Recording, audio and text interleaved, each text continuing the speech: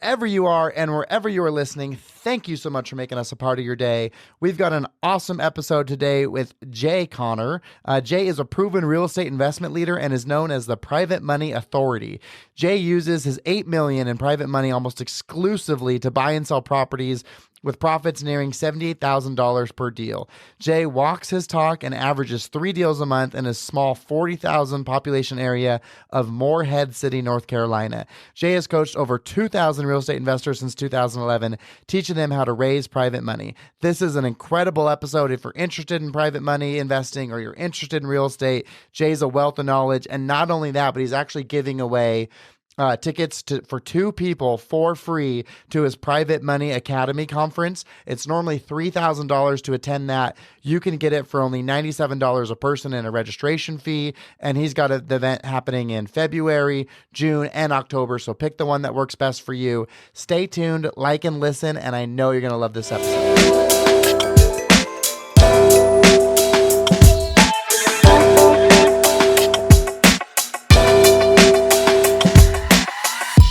Back to another episode of Winning the Moment. I've got a special guest with me today. This is our first time connecting, which is fun. I love it when that happens. His name is Jay Connor, and he is the Private Money Authority. Jay, thanks for being here with us today. My lands, Cody, I'm so excited to be here, to be talking about that topic that I'm so passionate about, and that's private money, because private money in our business, in our real estate business, has had more of an impact and a bigger change than anything else we've ever done in our business. Is it even more so now with the struggles with like the banking institutions and the crazy interest rates? Does that increase your business or decrease your business? Increased our business. Increased our business. You know, the beautiful thing about private money for real estate is that we make the rules, we sit in the driver's seat, and we're not dictated and, pushed around by the market. In the past 11 months, in the past 22 months, Cody, the feds have raised rates 11 times. And you know what? In that same period of time, the rates that I pay my private lenders haven't changed 1.1 iota. And why is that? That's because we make the rules. Yeah, I know. It's devastating to see what they've done to interest rates. I mean, it's just like, when I think about, the younger people on my teams that I work with, it's hard to imagine when they're ever going to get themselves a home, because home prices didn't necessarily decrease with the interest rates. They kind of stayed stagnant. But then with those interest rate increases, it makes it really difficult for a young first-time home buyer to get into a house. Absolutely. Now, I've got some really, really smart friends. One says we're going to see mortgage interest rates down in the 3s by the end of 2024. Another one says they're going to be down in the 4s by the end of 2024. And so that'll make a huge impact on who can afford a house again. Wow, that's great. I know that I'd heard they're going to probably reduce interest rates at least 4 times this year, but I didn't think we'd ever see 3 and 4s again.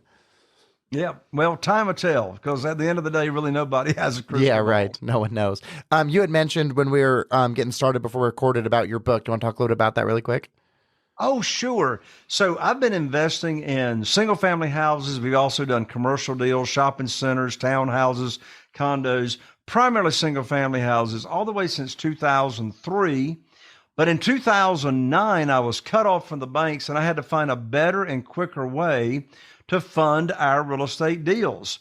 And so I started using private money. And as a matter of fact, and I'm not talking hard money. I'm not talking institutional money.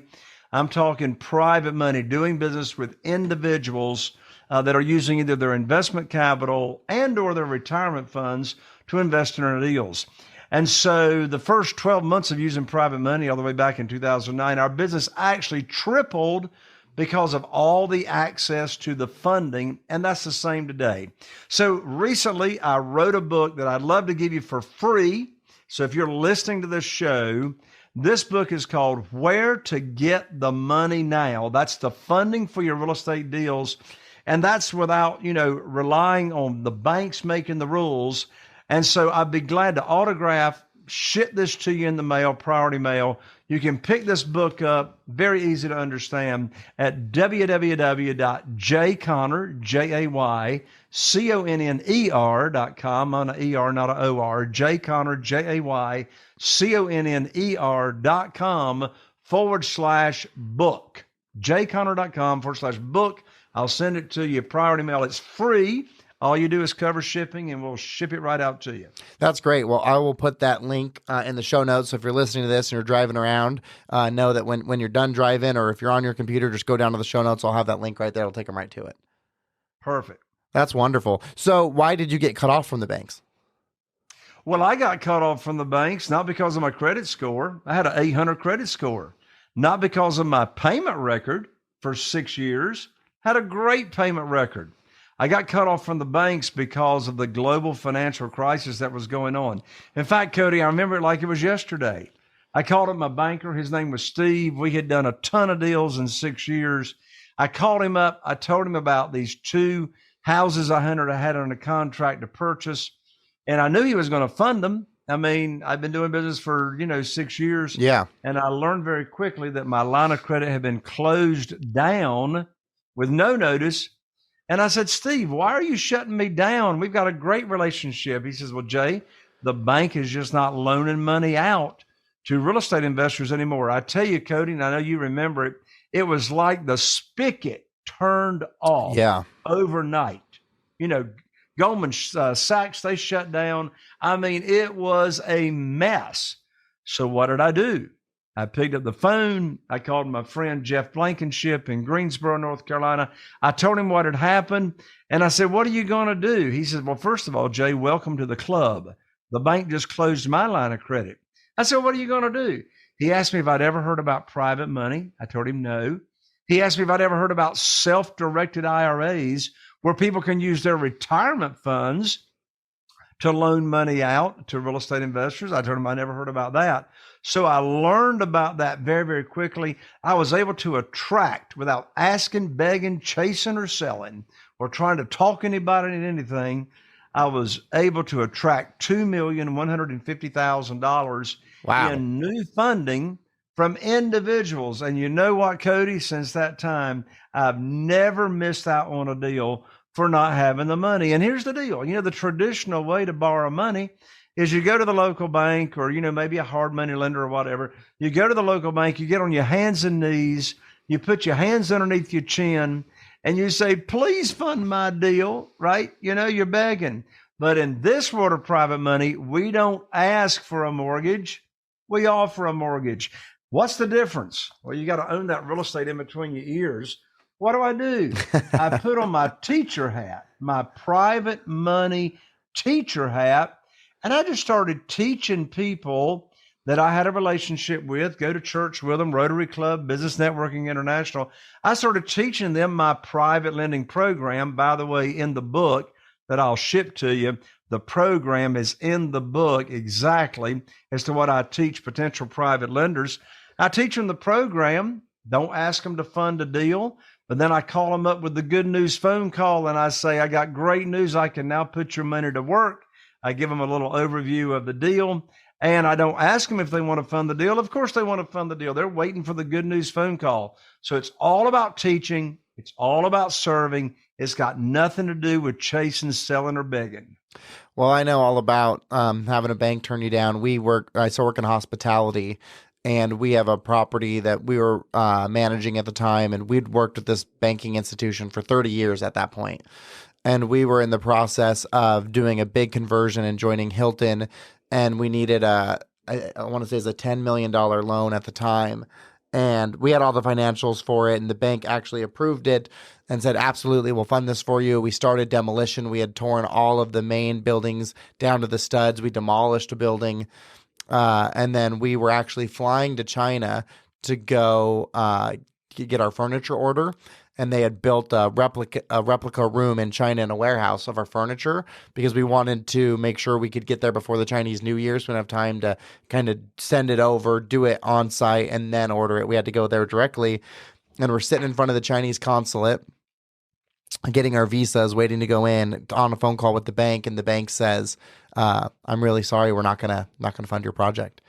And they'd already given us a verbal that they would, and we'd been working with them for 30 years. And so here we are, myself and my business partner Breck, sitting in this rental car in front of the Chinese consulate, and Breck's like, "Oh my gosh, what are we gonna do? Like do we even go to China?"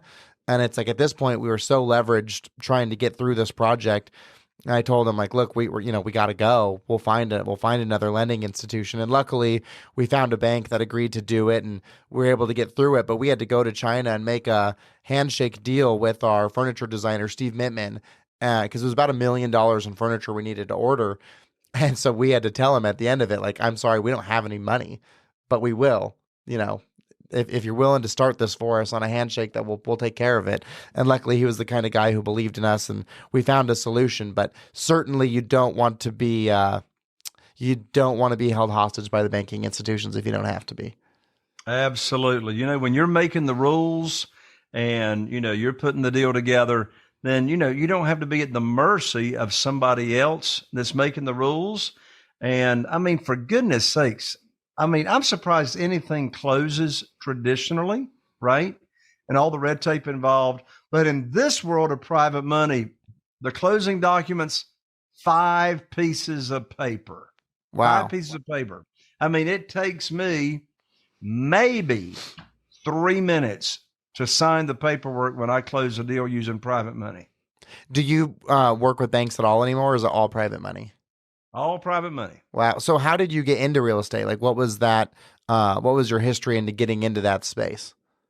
I was actually raised, Cody, in the mobile home business, also known as the trailer house business, manufactured housing. And so I was raised in that industry because of my father, Wallace Connor. He was the largest retailer of manufactured housing at one time in the nation. And then in 2003, the consumer finance, the money that consumers that were buying mobile homes, they went out of way, fell out of favor with Wall Street. Why was that? Why is that? Yeah. Because of all the fraudulent business that was going on, manufactured W-2s, people that, of course, doesn't that sound familiar in 2007, 8, and 9, with traditional houses. But you just had so much fraud in the industry. Wall Street says, you know what? We're taking a bloodbath out here. We ain't loaning money out anymore. So I knew if I ever got out of manufactured housing and mobile homes, I knew I wanted to get into single family houses. So that's what I moved over to, single family houses, and then also did commercial. So were you like a real estate agent then? Is that what you were doing at the time? Oh, no. Heavens, no. No. I went, are you kidding? I went to the realtor training here locally to get my real estate agent's license. And by the second night, they had me scared to death as to the liability I had by walking around with that card in my wallet. And I didn't want to list properties anyway. I wanted to be an investor. So instead. Okay, so you went into it wanting to be an investor. Oh, absolutely. Gotcha. Yeah. So, the relationships that I have with my realtors and real estate agents are very, very valuable, but I let them do what they do best. They pull my comps. They tell me my values. When I have a property ready to list that they did research on, they're going to get the listing. So I let the realtors do what the realtors do, and I do what I do. So when you started then, like when you left that mobile home business and went into real estate investing, were you like flipping houses, like finding houses that need improvements and that you could do that and then resell them for a higher price? Or what was your investment strategy in the beginning? That's how I started out. I just wanted to flip. Yeah. And then as time went on, I learned some other strategies about how I could buy and sell on lease purchase or selling on rent to own, to where the renters were responsible for the repairs instead of me being responsible for repairs. And I would actually help them get in credit repair and help them get ready for a mortgage. And so I've done a ton of those deals as well.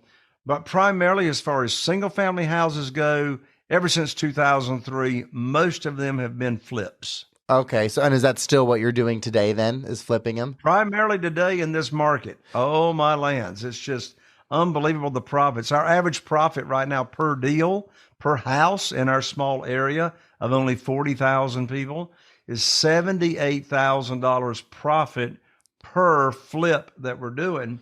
I don't say that to brag, but I do share that to let the message be known. You don't have to be in a large market to make a lot of money, as long as you know how to find the deals and you've got the funding lined up to where you can close quickly without, I mean, in fact, I just went under contract yesterday on a house here on Arundel Street in Morehead City, North Carolina. And I had a competitor that offered more money than I did, but I got it under contract because I could close in 7 days. That's a big, you'll get more offers accepted by being able to close quickly with private money. It gives you a great big hedge. And in most of those deals that you're doing in that Morehead City area, then do you guys venture out of that at all? Eastern North Carolina, primarily right here in 2 counties. Okay. Wow, that's amazing. So, and then are the people, so when you flip it, then you're listing it, the buyers of those properties, they're using traditional financing, or are you financing the buyers too sometimes? No. If I list it, then, they're using traditional financing. But I'll tell you, in addition to that, Cody, I've never seen ever so many cash buyers. I mean, listed in the multiple listing service, and they got the cash. So, mortgage rates have gone crazy, in the last year or two. But here in our area, cash buyers, I don't know where they're getting it from, but I'm glad they're bringing it. Yeah, we've got a lot of that too. If you don't have cash, you'll have a real hard time getting a home in the area that I live in, unless you're at $1 million plus. What's the median house range for the houses? Like when you're making $78,000 a deal, what's that house going for? $325. Okay, wow. And what does that usually consist of? Like, is it 1,500 square feet, 3,000 square feet? What's the average house that you guys are doing? Yeah, I mean, your average house for $325 is going to be in that 1,500, 1,600, maybe 1,700 square feet. So the range, you see, we're here on the mainland and we got the beach right across the high-rise bridge. So you got resort properties. You're not going to get anything over there hardly anymore these days for $800,000 or $900,000. Gotcha. After repaired value. But here on the mainland, not over on the beach, then, you're going to be talking $325,000, for that, ranch. Got it. And then, so one thing I was curious about too, looking like getting ready for this podcast with you, is one of the things you said that you could talk to me about was how to buy properties without using your own money. And that certainly sounds interesting to me. So I'd love to hear more about that. Well, there's lots of ways to buy properties using none of your own money. First of all, let's talk about private money. How in the world do you use private money to not have any of your own money in the deal? And you go along and you grow up hearing people say, well, you can't borrow money without skin in the game. You got to have your own skin in the game. Well, let me tell you what the skin in the game is in this world of private money. The skin in the game is the equity cushion that you're giving the private lender. So let me boil this down for you. Private money. I always bring home a big check when I buy and take none of my own money to the closing table. And they say, Jay, how in the world do you do that? Well, here's the formula. First of all, I don't borrow more than 75% of the after repaired value. I didn't say 75% of the purchase price. I said 75% of the after repaired value. So here's sort of a little checkpoint. If you can't bring home a check from the closing table when you buy and take none of your own money to the table, you shouldn't do the deal. Now I'm talking about a deal that is a rehab. So let's just use some real numbers here. I'm going to use my phone right here to run the numbers. So this deal that I just went under contract on yesterday because I could close quickly. Well, let's run the numbers. The after repaired value is $550,000. And are you getting that number just from your understanding and expertise of the market? You just know, like, once we do this, once we put the improvements in this is what it's going to be worth.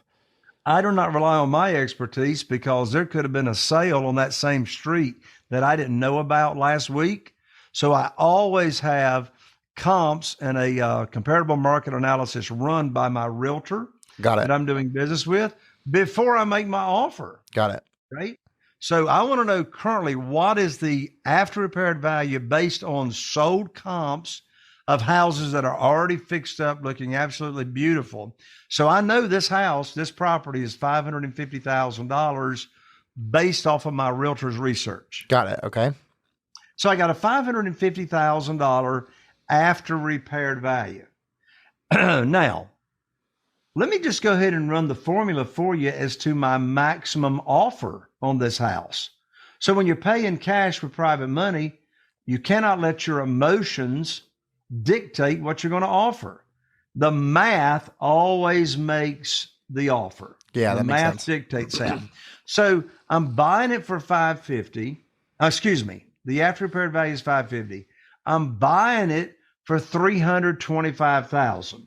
Okay, that's my purchase price, 325,000. The repairs, estimated repairs on this house are $70,000. Okay, so watch how I'm gonna bring home a big check when I buy this property. So you're going to invest in total 395,000. Correct, not including carrying costs and closing costs, but yeah, on the big picture. Yeah. So 550,000. So that's the after repaired value. So if I know that I can borrow up to 75% of the after repaired value, there it is right there. $412,500. That's the check that I'm going to bring home from the closing table. So that's not the check, excuse me. That's the most I'm going to borrow. Got it. So I'm borrowing. And so you've got that cushion there because you've got, about $17,500 of cushion if you needed it. Exactly. So I'm borrowing $412,500 on this property. The seller is going to get $325,000. So I'm bringing home a check of $87,500 from the closing table that I'm taking and putting in my company account. And as you just said, Cody, I've got a little cushion there over and beyond $17,000, over and beyond what the rehab is budgeted to be. So again, there's my check and balance. If I can't bring home this big check, then I shouldn't do the deal. Now, let's be totally transparent and make sure everybody's understanding what I'm saying. This formula is not going to work unless you're buying at a discount, paying all cash, right? Yeah. Now let's contrast private money to say buying creatively, subject to the existing note, right? But if I'm buying subject to the existing note, which means the seller of that house is agreeing for you, the buyer, to make their payments for them. You're not assuming the loan. You're just agreeing to make their payments. They're giving you ownership. Well, my lands, how is that a no down payment purchase? Well, in that example, you're actually leveraging the current mortgage that is in place, and down payment, you don't have to bring any down payment to the table unless the seller is requiring more than what is owed on the property. So if you are buying for more than what is owed on the property, then that money you'd have to bring to the closing table will go to the seller. However, you can use private money in second position and still buy creatively with seller financing or subject to the existing note and use your private money instead of pulling any cash out of your pocket. So let's go back to this one deal really quick. So you've got after improvement value of 550, you bought for 325, anticipating about $70,000 in rehab, which is 395. You're pulling out 412,500, so you've got about $87,000 at closing, $17,000 buffer-ish on your improvement cost. So if you sell that house for the 550, now of course this is not figuring in interest, closing costs, any of that, but you're at about 137,500 in profit on that deal, assuming all things work out, right? Yeah, so let's run that just to double check. So I'm selling it for 550, and I spent 70,000 on repairs, and that's if Murphy doesn't show up, right? And Murphy always shows up, right? And I paid $325 for it. right? Yeah. So now I'm down to 155. Now my realtor fee that I pay is 5%. Okay. So run that real quick for me, Cody. What's 5% of 300? Of 550? It's gonna be 20-some thousand dollars, right? 27,500. Yeah. So if you So take that, minus 27.5, then you're at realtor 110. fee. So I'm down to 127,500. Well, what's got to come out of that? Carrying cost, private lender interest, utility bill, insurance, taxes, cutting the grass, right? Yeah. So all that over a 6-month period. Well, I pay 8%. So that's per year to my private lender. So 8% of 325 is like 25,000, but I'm only using it for 6 months. So my interest to my lender is going to be like $12,000. So let's double it. Let's say the carrying cost was even $20,000, which it's not going to be. I'm still profiting over $100,000 on this example. And so in that example, so you didn't use your money because you got private investors that have a pool of funds and you use those funds to execute this deal. And then what those investors are getting out of it is an 8% return. That's it. And so they don't care how much you make on the house. They're not sharing in that. They're only just getting the 8%. Correct. I don't do any private equity. I don't do any joint venture. I pay my private lenders. I got 47 private lenders right now from all over that are loaning money on our deals, and they're getting a straight 8% based on the time they've got the money loaned out. Okay, and is there a reason that none of those private investors want to work with you in any other capacity? Is it just because you don't offer it? Well, first of all, I don't offer it. I've only had one private lender all the way since 2009 that called me up. He says, Jay, I'm loving the private lending program. I've enjoyed it, but I don't want to do business with you like that anymore. I want to get part of the action. I want to get part of the profit. I want to share in the profits.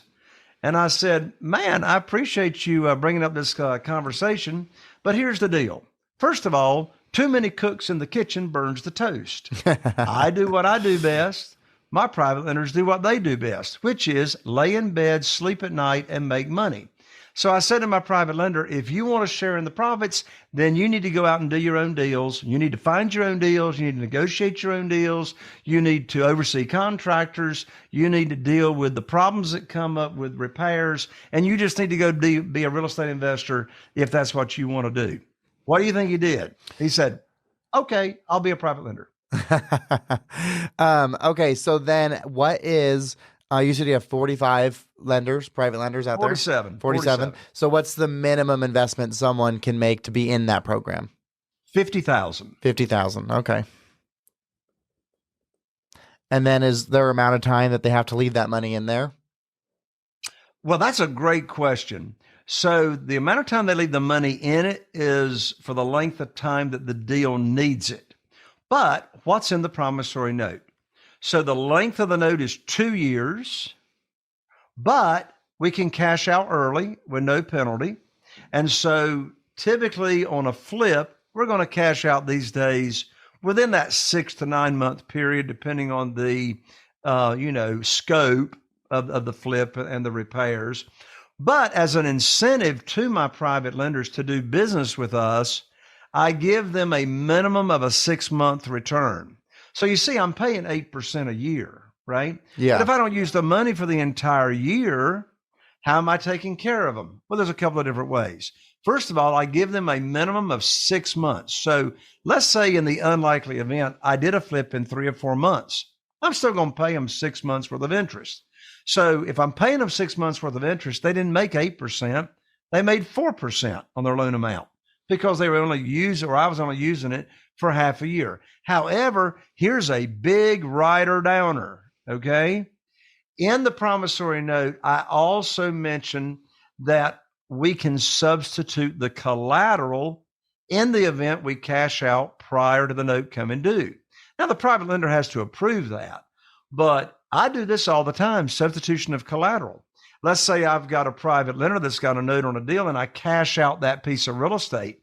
If I've got another piece of real estate I'm buying or I'm getting ready to rehab and it's got the equity cushion available in it, I will move their note over to a different property That's why it's called substituting the collateral. How do you do that? Simple. You send your real estate attorney an email that says, I want to substitute the collateral and move XYZ note and collateralize it by this property over there. Then your real estate attorney will draw up what's called a loan modification. Your private lender will sign that, and now you've substituted the collateral. Your private lender is happy because their note stayed in play and they didn't lose out on making any money. Have you seen because right now with the interest rates, banks out there are offering like insane interest rates, right? Like, so you can put your money in Ally with no penalty to withdraw, and they'll give you like 5% on your money just for putting it in the bank. So has that impacted your ability to get private lenders at all? Or are you also putting those unused funds in an account like that? Yeah, because 8% is still a lot better than 5%, right? Right, but if they, let's say in that example you gave was only 6 months and they're getting 4%, right? Then they could have had zero risk and gotten a percent higher return. Well, they're still getting 8% annual percentage rate. Okay, got it. And how do you decide 8% on an annual basis? How do you decide when you've got your pool of 47 investors? How do you decide whose money you're using for what deal, or is your goal to be executing all of the money at all times? That's a great question, because when you use private money, and I'm speaking to your audience, when you use private money the way I do, you're going to have a problem. It's a good problem. You're going to have more money than you can use. Yeah, I'd imagine.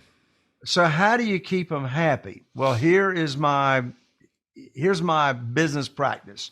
First of all, when I have a new private lender come on, they go to the top of the list. Got it. Because I want to make sure they know that I can perform and I can put their money to work for them. In fact, what I've done, Cody, sometimes is when I have a new private lender, if I don't have another deal like within the next few weeks that I'm closing on, like in the next 2 or 3 weeks, I will take the new private lender money and cash out a private lender I've already got on another property, and I'll move that money from the private lender that was already invested in the property over here to be available for the next property that comes along. So new private money, you want to use that, ASAP. Secondly, it's real simple. It's called going back in the queue. Going back in the queue. So when we pay off a private lender, or we're cashing out on a deal, and there's not another property to collateralize that note, we will cash them out. By the way, you cannot keep the money. You cannot keep the money, right? So we cash them out. We tell them we'll put their funds back to work just as soon as possible. And so then they go into the queue. And of course, we use larger amounts of money because our private lenders have different amounts of money that they can invest. Yeah, the lowest is 50,000. What's the highest you'll take? There's no limit. No limit. Okay. I mean, the highest would be, what kind of property am I buying? Yeah. I mean, the highest property I've done is with an after repaired value of $900,000. Okay. Obviously, I'm not going to borrow $900,000 on an after repaired value of $900,000. So when the money comes available and we've cashed it out on a deal, it goes in the queue, and obviously the larger amounts of money that a private lender has, we're going to use for purchase of properties. But the smaller amounts of money, we will use in junior positions for rehab money. Okay. And they're all getting their 8% return, whether it's used on the purchase or the rehab. First position. Second position, okay, gotcha. I pay them 10% because they're in a junior position. They're at a higher risk. Okay. So 8% first position, 10% in a junior. Is that because in the junior position, their money's going towards the rehab, which doesn't have the collateral value that the first position has with the house? And in addition to that, if the second position had to foreclose on me and I didn't pay, for them to be made whole, they now inherit the senior position loan. Got it. Okay, so you can get up to 10%. So do some people prefer to be in second position, even though it's more risky because the return's better? No. Wow, that's fascinating. Yeah, well, and the thing of it is, I'm not going to put 100,000 or whatever, larger amounts of money in a second position because I'm using that money for purchase. Yeah. Right. So,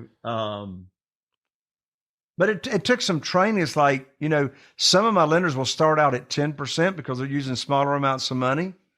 And then their money grows over time because of the returns that we're paying.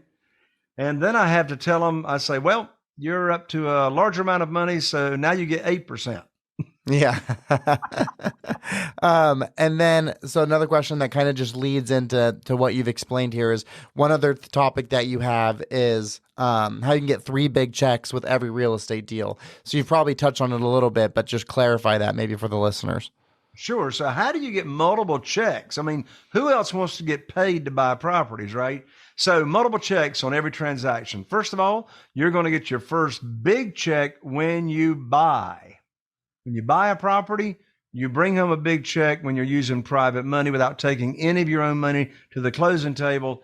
If that doesn't make sense, it's right here in the book. Well, and would that first check be the $87,000 in that? Exactly. And how is that? Because you're borrowing more than you need to buy. Yeah. Right. It's that simple. Now, when do you get another check? Well, if you're just cashing out and flipping and cashing out, you get another big check when you sell, obviously. And by the way, all the interest that we pay is interest only. And you know what? When you're doing a flip, you can just let the interest accrue. You don't have to make monthly payments to the private lender unless they're like needing payments to live off of. You can just let the interest accrue and cash out, when you finish that flip. So you're going to get another big check when you cash out.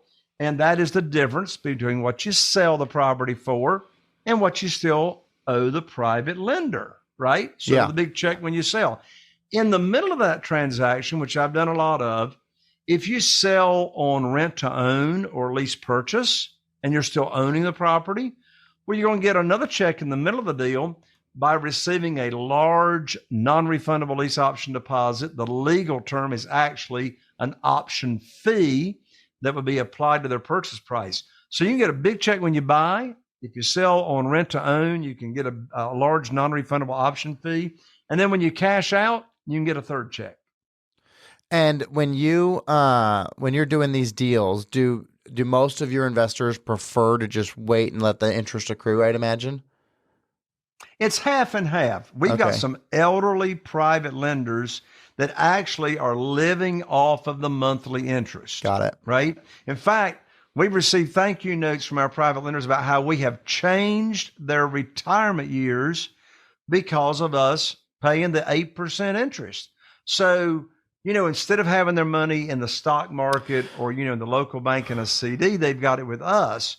So I let the private lender determine how often they want to get payments. Well, and if your money's in the stocks, to live off of, I'm sorry. If your money's in stocks, you don't really want to be drawing out because if you're drawing out at the wrong time, that can have a compound effect on you, right? And so, absolutely, this is a more secure way of doing it. Absolutely. How many deals on average are you guys doing a year? So right now we're doing about 25 deals a year, and that's been the average since 2009. We do 2 to 3 a month. Average profits, as I said, right now are $78,000 per deal. And to be a private lender, I'd imagine this is in your book, but to be a private lender, are there any regulations or certifications or licensing that you have to be a private lender? Don't need any special licensing or certifications to borrow private money or to be a private lender. And here's why. Private money is not regulated by the commissioner of banks in your local state. In fact, I got private lenders in 10 different states. And so we are not an institution, and the private lenders are individuals. They're not regulated by the commissioner of banks. So it's simply a one-on-one transaction between the private lender and the operator or the real estate investor. Of your 47 investors that you have, do you know all of them personally, or how did you grow that client base that you have? Yeah, so I started with everybody me knowing personally, either going to church together, in my cell phone, at Business Networking International, at the Rotary Club, Chamber of Commerce. We knew each other with some kind of connection. But quickly, private lenders can't keep their mouth shut. They tell their family and friends about these high rates of return they're getting. So quickly, here come the referrals of other people that I did not know that my current private lenders are referring to me. So all of my private lenders, I either knew or I have been introduced to them by a current private lender. And what's your longest tenured client who's had money with you for the longest amount of time, and how long is that? All the way back to 2009. They've kept it with you all that time. Yep. Wow, that's amazing. So you kind of alluded to this, but one of the next questions is, how can you fund your deals with self-directed retirement accounts? And I imagine that's what you were talking about there with those retired people. So want to elaborate a little bit more on that for the listeners? Absolutely. Well, here's a writer downer. If you, as a real estate investor, want to attract a lot of private money in your world, you need to establish a relationship with a IRS approved, it's called a third party custodian, also known as a self-directed IRA company. Establish a relationship with them because here's why. First of all, over half of my private lenders, of those 47 people, are using their retirement funds to loan us money on our deals. And if I hadn't had a relationship with a self-directed IRA company to refer a new private lender that I have that's got retirement funds over to the self-directed IRA company, I'd be missing out on over half of my funding. So here's the way it works. A self-directed IRA company is IRS approved to be a third-party custodian, to simply be the manager of those funds. Now, a self-directed IRA company cannot give any financial advice. It allows a person with retirement funds, it's either in a pension, a former employer, or currently a 401k, if they allow you to move part of it out. Maybe you got retirement funds in the stock market. You can transfer those funds tax-free and penalty-free, no tax effect, over to the self-directed IRA company. It takes a couple of weeks to get the account funded. And now you as the private lender are able to use your retirement funds. And now you can earn unlimited money, listen to this, per year, either tax deferred or tax free, depending on the type of retirement account you've got. I don't know another vehicle or way that people can make unlimited money per year, tax deferred or tax free, than using a self-directed IRA. Is that because the profits are going back into the IRA, so they're able to earn Correct. without a tax burden? And then when they withdraw, they could potentially have taxes depending on which kind of fund they set up. Correct. Got it. Wow, that's awesome. And you said more than half of your investors are using that now. That's right. Are they in retirement age? Oh, yeah. Yeah. They're in retirement age if they're using their retirement funds. And you bring up a good point there, Cody. You know, it's just not retirement funds that private lenders use. I mean, it's just liquid investment capital. We've got a lot of private lenders that are doing both. They're using their investment capital and they're using retirement funds that they've moved over to the self-directed IRA company that we recommend. So they're doing both investment capital that they've got, just liquid investment capital, and retirement funds. Okay. And so I feel like you've given a lot of this already, but what are your favorite reasons to use private money? Woo! That's a long list. So here we go. I'll do the. So why use private money? What are my favorite reasons? Well, number one, you make the rules. You're not going to the bank or the hard money lender and, begging, pleading, selling, persuading. It's the opposite of that. What are you doing? You're putting on your private lender teacher hat and you are teaching the program. Now, the program is all here in the book, laid out for you to teach potential private lenders. So number one, I love it because you make the rules. I mean, who would not want to make the rules in your business? Number two, I receive multiple checks on every deal, which I just explained. Talk about fixing your cash flow when you don't have to bring money to the closing table, right? Pick up a check when you buy. So fixes your cash flow. Another one, credit check. Your credit's got absolutely nothing to do with how much private money you can get. Why is that? Because private money is a collateral loan. The private lender is not loaning you the money because of your credit score or your verification of income. Your verification of income's got nothing to do with how much private money you can get. In addition to that, closing quickly. I get more deals, more offers accepted because I can close quickly using private money. If you're using institutional money, it's going to take you weeks before you can close, and time kills deals. In addition to that, Private money, if you've never done a real estate deal before, private money is your fastest way to get your first deal. Why is that? Because the majority of the deals out there require all the cash. And if you don't have the cash, you're going to be missing out. I've reviewed thousands of property lead sheets from sellers over the years. My statistics show only 13% of for sale by owners, off-market houses, will sell to you creatively. What do the other 87% require? All the cash. So when you got the private money, talk about building your confidence. Talk about, I tell you, Cody, I never bought a property I didn't make an offer on. Stop and think about it. And so when you've got the private money lined up, by the way, get the private money lined up. The money comes first. When you got the private money lined up, think about how many more offers and how much more confident you're going to be in making the offers, knowing that you can close quickly. Yeah, of course. It's completely different. I know that people are losing houses left and right if they don't have money for themselves and they're going up against people who have cash. They're always going to take the cash offer. Now, some of your audience, I'm sure, Cody, may be wholesalers. And if you're a wholesaler, you may be thinking, I don't need private money. You're right. If you're just going to wholesale a deal and get an assignment fee, you don't need any private money. But here's what I know. I know wholesalers, when they get into doing some deals, there's going to be a deal that comes across very, very quickly where you go, man, if I had the money to take this down, I'd stay in this deal. Because, which would you rather have? $78,000 profit or a $12,000 assignment fee, right? So private money is the answer to wholesalers who want to pick and choose the deals that they want to stay in. I love that. So I've got a couple questions I want to ask you that I go through that aren't related necessarily to your private lending business. Is there anything else that you want to share with the listeners before we pivot to some of those other questions? Oh, my lands. There's a ton I want to share, but I know we're out of time. So get the book, jconner.com/book.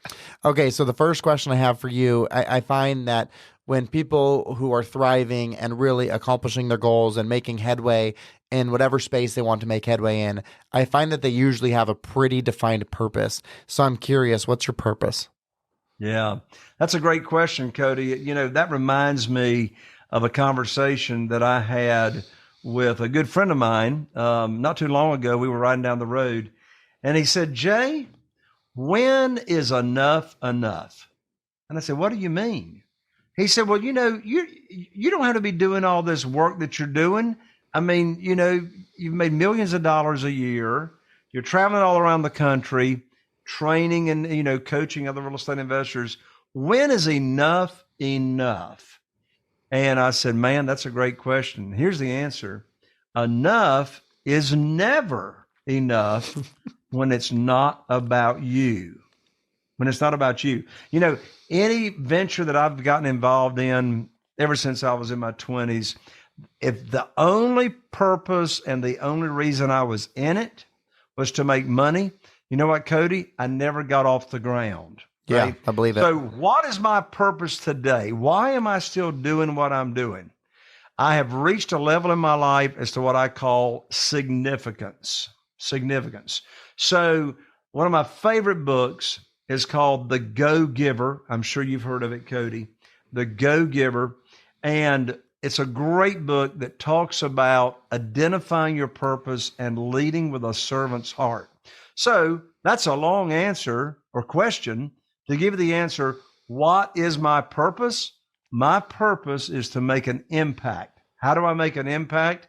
The biggest way I make an impact right now, even though I'm still doing a ton of deals, my purpose is to make an impact and a difference in other real estate investors' lives and worlds and financial situation, and share the knowledge I have learned about private money, because I know what private money has done for me and my wife, Carol Joy, and our entire team. I love that. It's funny too, because one of my questions was going to be, what's your favorite book besides yours? And so you killed two birds with one stone, giving us the Go-Giver. So that's great. Now, I don't think you've not read my book, Winning the Moment, have you? No, but I want it. So one of the questions I like to ask is, what's the biggest win you've ever had in your life? And I really leave the definition of winning up to you. So don't feel like you've got to follow society's definition there. But with that being said, what's the biggest win that you've ever had? I can tell you my biggest win, in addition to being a Christian and having Jesus Christ as my Savior, in addition to that, the biggest win is my wife, Carol Joy. I knew you were going to say that. I met Carol Joy, and look, I'm not saying that so she can hear it. She ain't even here, and the odds of her even hearing this podcast are slim to none. And Slim just got up and left. Yeah. Right? But Carol Joy is my biggest win. How is that? Well, we met in church my very first Sunday in Wichita Falls, Texas, when I moved out there years ago. And she's my mainstay. We've got the same core values. We were raised in the same type of church. We're both Christians. And I mean, the list is long as to why she's my biggest win, but I'll just leave it at that. And how long have you guys been together? 37. We've been together 39 years. We've been dating 39 years. We just happen to have been married 37 of the 39. That's amazing. Any keys to that? Like if you were to say, like, what are a few things that allowed you guys to have the success? What would you say? Yes. Number one, have the same spiritual foundation. If you don't have the same spiritual or the same foundation whatsoever with your mate, it ain't going to last. Yeah. Right. So same foundation. And number two nugget is put them first. Put your other mate, your spouse, your significant other, you put them first and look after their interests first. You're not going to have to worry about yourself. I love that. So then the opposite of that question is, what's the biggest loss you've ever experienced? In real estate, it was buying a property that I did not calculate the buy and hold math. I bought this property back in 2005 over on the beach. I ran the numbers for a flip. I didn't run the numbers as if the market was going to turn down and I was stuck and I had to hold it. So that property was a bloodbath, because I did not also run the numbers on will renting it out cover the underlying debt. So always run math both ways. Flip if you're flipping, but also run the math on buy and hold. Can you share? I'm talking houses. What was your loss on that? Can you share that? Over 100,000. Ouch. Yeah, that hurts. Takes two deals to make up for that one. That's 1.5. Yeah. So then I'm curious, obviously you're a mentor to people now. Pretty clear you've helped over 2,000 real estate investors with their businesses. But did you have a mentor that made a big impact in your life? Absolutely. Ron LeGrand in Jacksonville, Florida. I went to Ron LeGrand's my first boot camp to Ron LeGrand was in 2007. He was having a boot camp in Myrtle Beach, South Carolina. And we're still very, very close today. That's awesome. Is that some of your inspiration to help all the people you've helped with their businesses? Absolutely. I mean, after I've been to some of Ron's events, I thought to myself, I said, you know what? He's making an impact on thousands and thousands of people. I said, you know what? When I learn enough and I know what I'm doing and I've made enough terrible mistakes that I can share with other people, I said, I want to be a coach and a mentor and a trainer as well. And so Ron LeGrand, he was my inspiration to be a real estate investing coach. And what does that coaching look like? How do people go through that with you? Is it just seminars or is it one-on-one coaching? Like how do you structure that, and what's the fee structure for that? Yeah, all the above. We have one-on-one coaching, we have online coaching, we have group coaching, and we have live events. And I hadn't planned on doing this, Cody, but I just guess I will. I don't know why. Maybe it's a message from above. But anyway, I have a live event that I do only 3 times a year. It's called the Private Money Academy Conference. It's in person here in Eastern North Carolina. And it's a $3,000 event, which gets two tickets.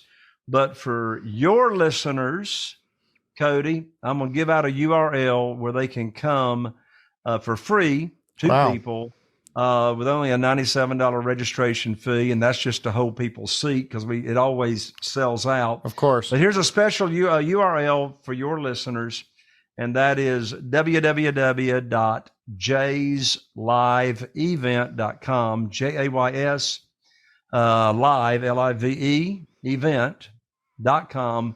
and that'll give your listeners free access. That's incredible. That's awesome. What a huge value add. That's very exciting. We'll be sure, of course, to put that in the show notes for you too, for the people who are listening and not in front of a computer. Go do that. Obviously, that's a huge value, $3,000 value to get out there. And so, if you're interested, no better way to get it than from the horse's mouth, live and in person. So I think that's incredible. So thank you for that, Jay. Last question I have for you. This one I deem the most important. It's one that I really see the younger audience struggle with. So I'm curious how you perceive this, but how do you define success? I define success, first of all, as not a destination. So if someone is thinking that, when I get this, or when I get that, or when I acquire this, or I can do that, or I can take off any time that I want. Did you hear that word I that was repeated in that? Yeah. Right? Yeah. So when it's all about the I, that negates the success because, first of all, if you're looking for material things to give you happiness, you might as well stop right now because material things are not going to give you success. They're not going to give you happiness. So, it's a cliche. Success is a journey. Now, success in one definition is, okay, what am I successful at? Well, you can be successful at achieving any goal. But when someone asks the question, what's your definition of success? What's really being asked, in my opinion, is what's your definition of happiness and joy? Yeah. Because that's really all we want. Yeah. That's all we want in life. We don't want success. That's so vague. What we want is joy and happiness. And I can tell you the definition of joy and happiness. The definition of joy and happiness is being able to do what you want to do, when you want to do it, with whom you want to do it, for how long you want to do it, because you can make an impact and a difference in other people's lives. That's it. I absolutely love that. I even have in my book, Stop Looking for All Be Happy Win Moments, because when you predicate your happiness on a future event, then you're failing to be present. And the only thing that's real and the only thing that matters is right now. So you better have your goals based on what you're actually living versus where you've been in the past or where you think you're headed in the future. That's so true, Cody. I can't wait to read your book. I was riding down the road with another friend many years ago. Very successful. He had all the toys. He said, he had the airplane, he had the boat, he had the jet skis, he had the weekends off, and bless his heart, he was totally frustrated. We were riding down the road and he says, Jay, isn't there something else? And I said, yeah, there really is something else. And then we had the conversation of what you and I are now having. Yeah, I've had that same conversation with some of my really on paper successful friends who have all the things you just mentioned, and none of that matters, right? And Right. So I think that's a really important point and a great way to end today's podcast. I do want to kick it over to you though. Is there anything else you want to share with the audience before we say our goodbyes? Yeah, stop thinking about what you want to do and do it. I love it. What a great way to end. Are you on Instagram, Jay? Say what? Are you on Instagram? I am, but there's not much activity. Okay, on so Instagram. the jconnor.com is the best place for people to connect with you then. Would that be right? jconnor.com. That's Okay. my main website, jconnor.com. Go there. Also, get my book. When you order my book, that's the beginning of coming into my world. So order the book, jconnor.com/book, and we will get to know each other. Well, and then also go to jaysliveevent.com and get yourself a ticket for two to go to the Private Money Academy conference. And we will hang out together nonstop for 3 days. When is that conference, Jay? Do you have the dates for it? Sure. So right here in 2024, the next one is February 14, 15, and 16. February 14, 15, and 16. And so if you're listening to this before that date, you definitely want to take advantage of that. The next one is going to be in June. By the way, all these are here in Eastern North Carolina. The next one is here in June, and the dates for that are June. Let me pull it up here. June. Well, I thought I had it here. Bear with me a second. Yeah, here it is. June 12, 13, and 14. June 12, 13, and 14. And then the next one here towards the end of the year is going to be in October, and that's October 23, 24, and 25. Okay, well, that is awesome. Jay, it's been a real pleasure. Just a wealth of knowledge, all topics that I was not familiar with. So that was super fun. I'm sure the audience loved it, and maybe we'll get some new private money investors out of this. So thank you so much for the time, and have a happy new year. Cody, thank you so much. God bless you.